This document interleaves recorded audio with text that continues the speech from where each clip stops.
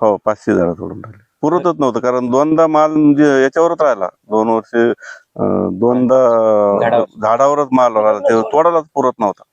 त्याच्यानं पूर्ण साधारण भाव काय मिळायचा बाजारात भाव त्यावेळेस होता पण आता काहीच नाही तोडायलाच पुरत नव्हतं त्याच्यानं तू हेच केलं नाही तोडाच नाही. 6,000 टन तोडायला भाव मिळतो त्याच्यानं ते तोडत नाही नंतर.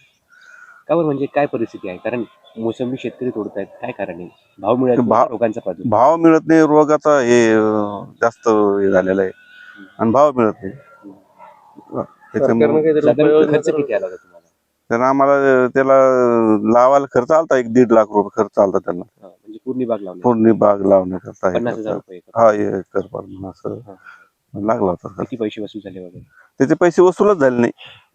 त्याचा ठिबक होता त्याच्यात तिथे लमट पाण्याचा याचा त्याचा पुन्हा याचा गेला दुसरं पीक आला असं त्याचा बी काही आलं नाही त्याच्यात समजा त्याचं वसूलच झालं नाही त्याचे. मग आता काय केलं तुम्ही आता एकदम हे करून आता नांगरून टाकले.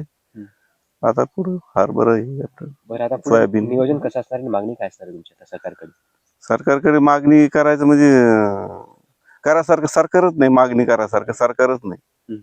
त्याच्यानं ते मागणीचा काही इशूच नाही कारण सरकारनं आधी सांगितलेलं आहे की त्याच्याकडे गाडी आहे हे त्याच्याकडे मग त्याच्याकडे जमीन जरी असली तर जमीन बिला मोठा रेट आहे जमिनीला समजा मग जमीन असली तर जमिनीला बी देऊ ना कर्ज माफीला जे काढ आहे. बरं आपल्या मोसंबी झाडं किती होते किती झाडं तोडली 500 झाड होतं.